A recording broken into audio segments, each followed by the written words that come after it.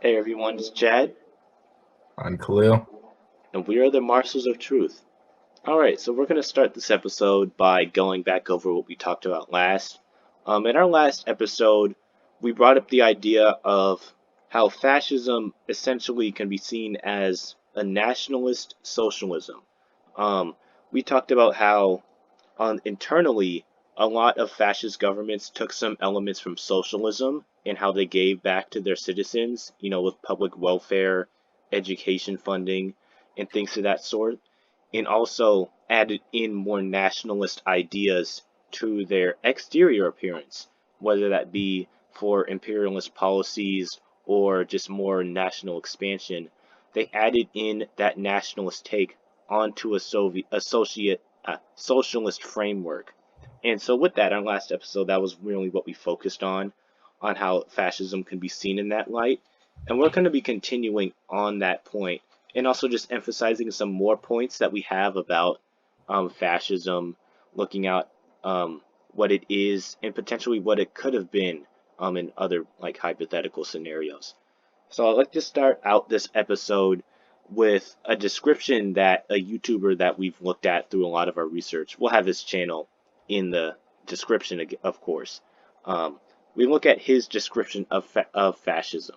So this was from the channel Ryan Chapman. We used him a lot. We used him in our research to kind of just get some reference. Very good channel. Probably check him out. But after his video, he summarized fascism in this way. He summarized it as, "We think with the blood of our nation." So I'll say that again. "We think with the blood of our nation." So this kind of quote kind of emphasizes the nationalist standpoint of what a fascist government does. So with fascism, it adds in, of course, nationalism to the socialist aspects like you kind of emphasize, but that nationalism again defines what the state is and therefore who the state provides for or cares for, or who even just constitutes as the state. Um, with fascism, with Germany, they made it very specific in that it had to be the German people, and then more specific in that it had to be those with German blood, or were part of the German culture, or part of this Aryan race, in which they kind of invented the myth of. With Italy, they defined it as the state. They defined it as anyone who was kind of Italian heritage or just resided in Italy. So his was a little more broad. But with fascism, it's a lot more specific in that the people of the state are what matters. It's the people either of in that country or the people of that race that get the most importance. And that goes into the effect of, like I said, what social services they get or just how the country represents itself. Let's start out with that. Yeah, and that's what I really liked about what Chapman said. He defined fascism with the words, "We think with the blood of our nation." And there's a lot to unpack there because in a video where he was describing fascism as a concept, like explaining what it meant, he was trying to do what Marx did in the Communist Manifesto by summarizing communism as the abolition of private property. Um, he wanted to do the same thing with fascism and came up with those words. But I think it needs another unpacking because we think with the blood of our nation. So unpacking just the word think there's the idea of groupthink, as was described in 1984, the idea that everyone is meant to think the same way. And so there's that right there. And then there's also we think with the blood, so it's always for the betterment of your people and blood of your nation.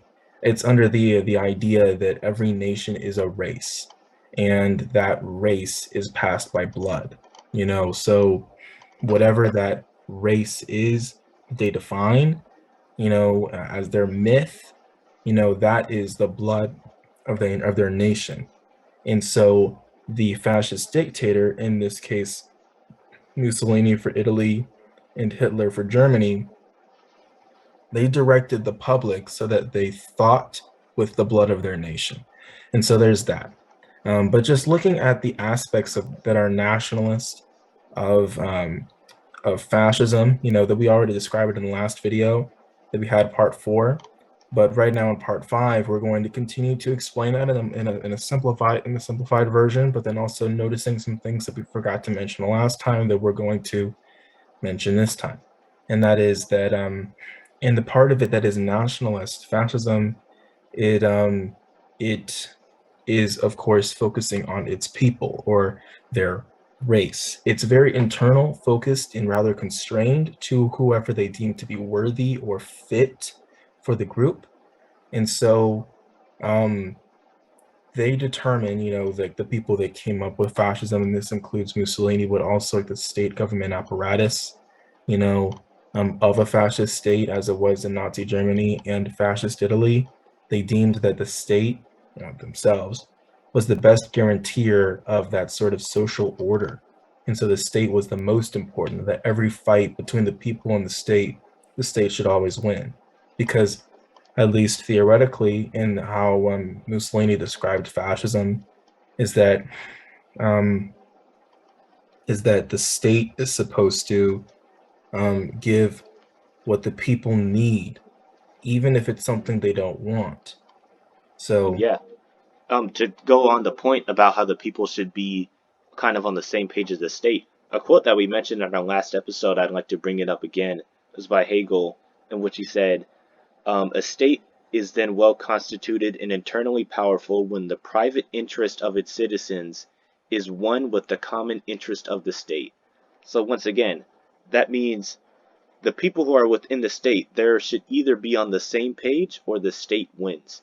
There is no kind of division, there is no kind of debate. With the liberalist system, you have the freedom to protest, the freedom of ideas. You have a free press who could tell you that the government is bad or that they're good.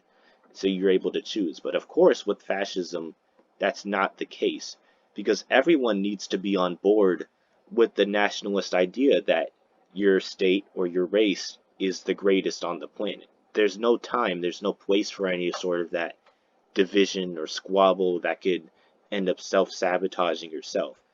For a fascist government, that is what's most important, is that stability in making sure everyone's on the same page.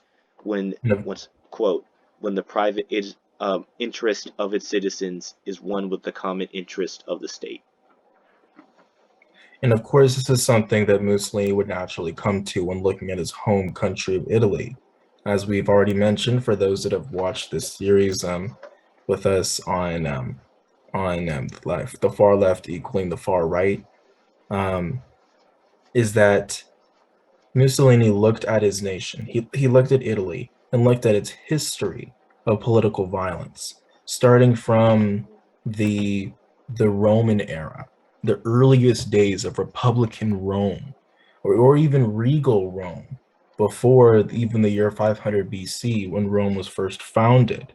This long, long history of Italian political violence. Mussolini wanted to see an end to that.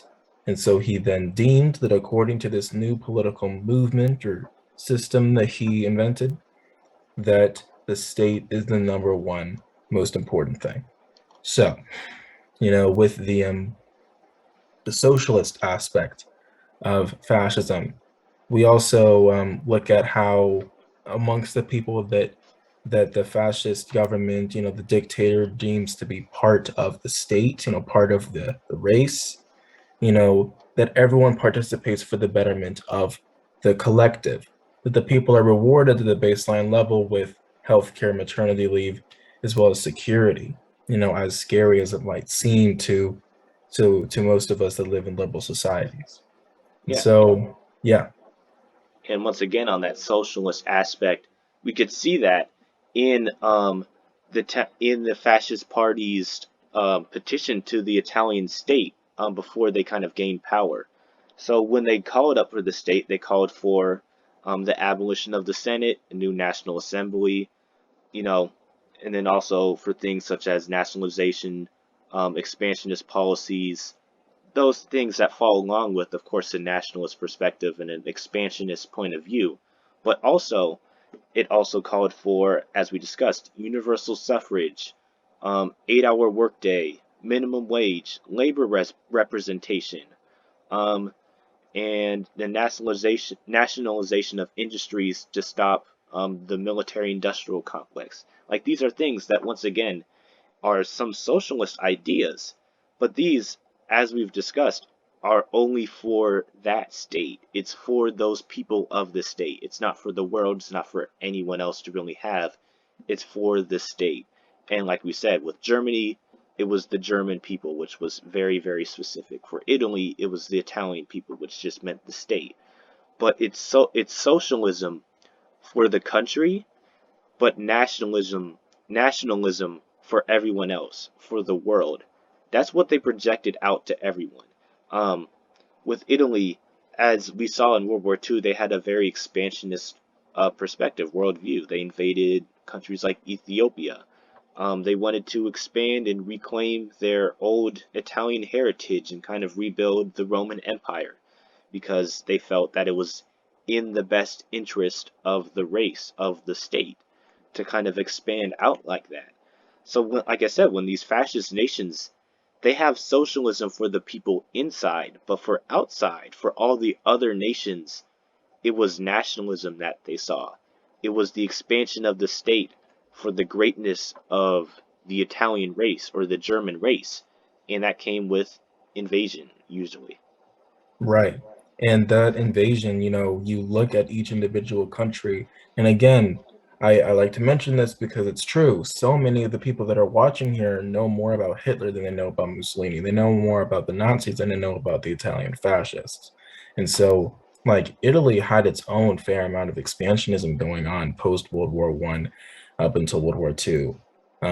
With the annexation of Libya after fighting the Ottoman Empire before World War One, so they had this additional huge like North African nation that where they could project Mediterranean power, and then they were going, and then they already had Somalia from the I think it was the Congress of Berlin, the Berlin Conference, where the Divided scramble up of Africa. Africa. Yeah. They used their base from Somalia, which they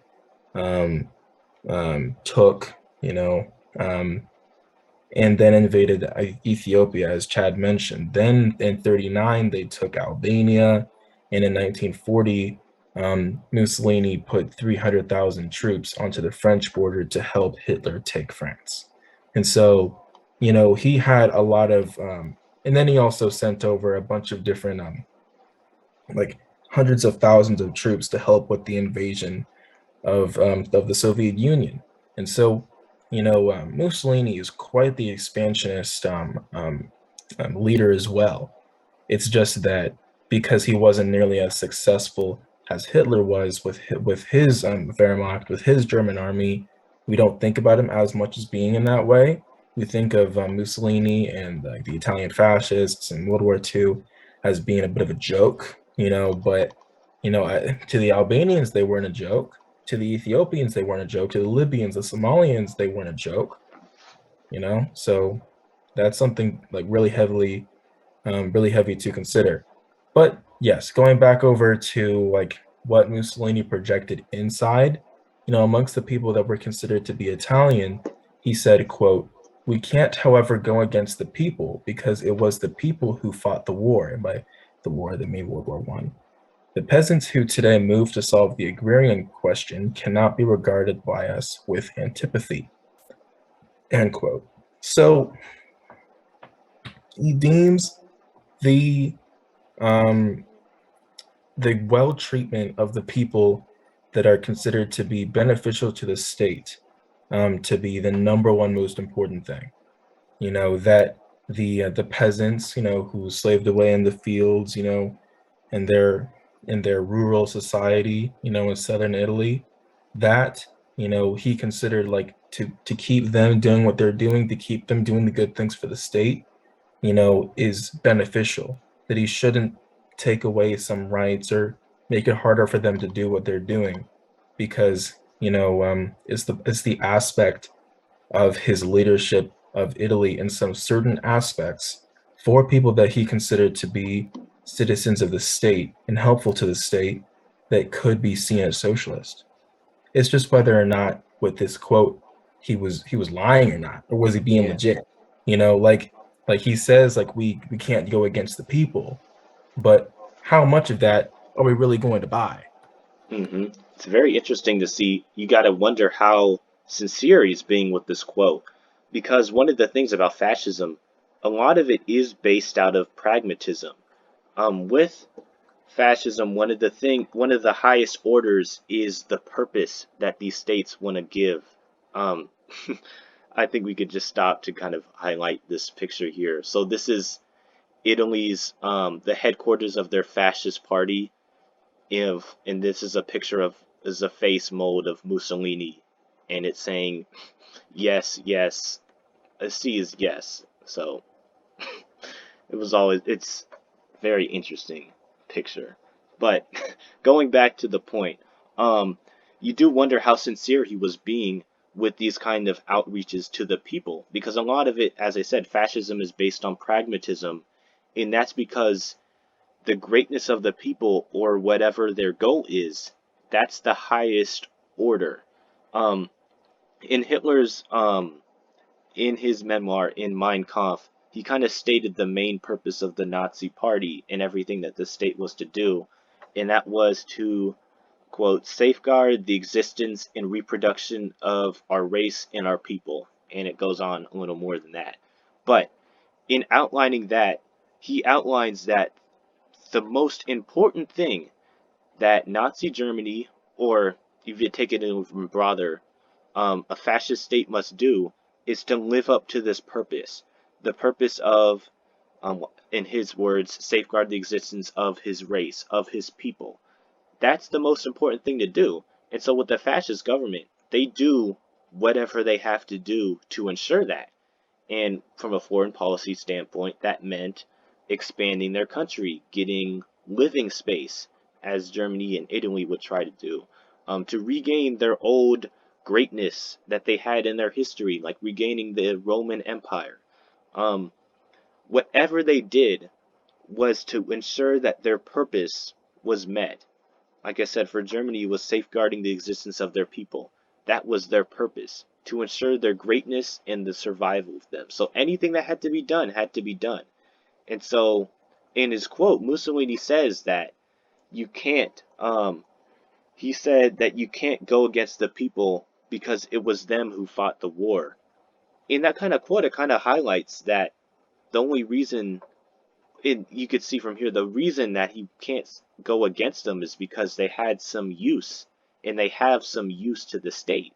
It's not that you can't get from this quote that he regarded the people as, valuable for their greatness or for their individual liberty or their natural rights or anything like that. It seems very focused on the use that these people had to, quote, solve the agrarian question, end quote. And so you wonder if if he's saying this because he can't let the people go because the people might turn against him or they might not solve the farming issues or the food issues that they have. It might just be a pragmatism issue. That's something to wonder about. Yeah. I mean, when it comes to the whole like fascist ideology, it really is interesting to look at it through a pragmatic point of view, because for someone that is living at a time when the first socialist slash communist state has existed, um, and you're a nationalist, you love your country probably too much, and you see these liberal societies on the other side, propping up and limiting how much territory your nation can have, as we already mentioned with the Paris Peace Conference um, and the conflict with Yugoslavia during the peace negotiations. Um, then he's going to want to come up with something that goes in between, because he's going to um, see the like that both the liberal democracies of the French, the British, and the Americans, and then the socialist / communist like principles of the Russians at the time. He's going to want to come up with something that has the same sense of authority, but then also like um it's also going to bring forward a the sense of purpose amongst every individual to help serve the state. Social welfare programs that would be able to help the people to. It was his idea of what would be the perfect state. Everyone like every um thinker, political thinker, political like philosophizer, philosopher, they're going to think about the idea of the utopia as Pluto and Aristotle and Socrates like all thought about back in ancient Greece. They're going to think about like what is the utopia, what is the perfect state, with this curse almost of free will, and how can we create the perfect state when everyone's disagreeing with each other? And that's to crush all dissent. You know, that's where we see, of course, that's one of the most stark divides, of course, between liberalism and fascism. There's no sense of liberal freedom, democracy, because in the fascist view, it's just squabbles that are going to misguide them from their main goal of securing the greatness or the survival, the reproduction, or the revival of their state, of their race. So all that stuff is gone. And so, of course, these countries, they do have their utopian views. This is, of course, very starkly different than what some of the old philosophers would say, what an American philosopher would say, what a French philosopher would say. Yeah, very stark difference. And you see that in just the importance, of course, the state over the individual, of peace instead of freedom. Um, but yeah, it's a very big difference. Right. And that's why we look at other collectivist societies, um, like today in the CCP with China. It's strange that a lot of people can support something like this. Some people, they actually support this political system. Clearly, I don't. And I know Chad doesn't, but in China, like there's a reason why we don't hear too many bad things about it. It's just with all the good things, people can forget that there's a lot of terrible things that go along with that, like an absence of freedom. Over there in the CCP, with China, you know, the government doesn't want you to argue with them over what they think you want. They don't want to argue with you because they know what you want and you secretly don't. So therefore, there can be no protests. That's what happened in Tiananmen Square. The people, they weren't asking for much. They just wanted to learn a bit more about about um about the death um um of a parliament member. I mean, of Like a an member with the activist. Politburo, and they were protesting the very totalitarian nature of the CCP. Very similar to how it is now. About how they were cracking down on political discussions, on political debates in universities, and they wanted to make their complaints known. That's why they came in the hundreds of thousands in the center of the capital of the country. It had international coverage, and even with that international coverage, the government cracked down because they did not want to argue with the Chinese people or the whole world over what they knew the people wanted. hmm The fascists would say that those people's, those protesters' ideas were not in the common interest of the state. It's not helping to better the state, to better the people by squabbling over some little political issues that, the communist government think that they're having. And of course, the government has problems, but they think all of those things that you're bringing up, that's just little things. That's nothing. Right. We're still giving you health care. We're still giving you security. You have your payment, you have your wage, you get to go to your job, and you get food. You don't need to be worrying about a parliament member who happened to go missing, or um, your city getting locked down for COVID or things like that. You don't have to worry about that. You still have those other things we gave you. this brings up the idea that that's usually referred to, and I believe it might have been Rome or Greece, but the idea of bread and circus, in that you give the people distractions, things that they could go, things that they could watch. They could go to the Colosseum and watch, gladiators fight, or go to a sports game. They get their food, they get the things that they want, and You're you don't need to definitely see talking what about the you don't Rome. need to see what the empire's doing out there in Persia or nothing. That's not important. You go watch something on TV. Go get your bread rations. Go to the Colosseum. There's something else to do. That's what you see a lot nowadays, especially in the Chinese government. You don't need to complain when they're giving you enough good stuff. Right. And you can ignore all that and you see the sort of militaristic tendencies of that government, because as much as the public view of the public um, policy of the Communist Party of China, they say that they don't care what goes on in other countries, that they won't use their military like in another country like America, or they won't act aggressively, that they'll try to just protect themselves.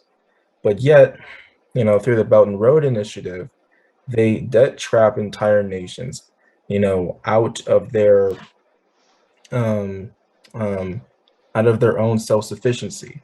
And so they rely on China to an extent of which an imperialist nation would plunder a colony, you Hmm. know, and with other fascist states, they would use their armies to go and attack and take over entire nations, Yeah. same as how Rome did 2,000 years ago. It's like the people, they are meant to be pacified, and so the government can go ahead and do whatever it wants. Because again, as we mentioned in our Truth series, when you surrender your freedom at the beginning, it's very hard to get it back. Hmm. You can't complain if don't have the right to complain. And you didn't complain when that right got taken away because it didn't matter. You had your bread and your circus. Yeah. The thing you brought up about the Belt and Road Initiative was very interesting because you see that happening even in Africa. That's one of the bigger places that it's happening, where China's using some of its companies to do loans and build infrastructure in these countries, and so do these all kinds of business deals, and so that they could cozy up to these nations and end up getting their resources. And these are countries that they need help. They don't usually have the resources to do so, but China taking advantage of them, using their immense economic powers to kind of take advantage of them again. And like you said, in a way that back in the day it would have been a fascist government invading a country, or an imperial nation quelling a colony. You could see somewhat similar in that today, but only through an economic standpoint. I wouldn't say only by minimizing it, but through an economic standpoint as opposed to a military. So you could still see that continuing, but the people in China, there's nothing to worry about.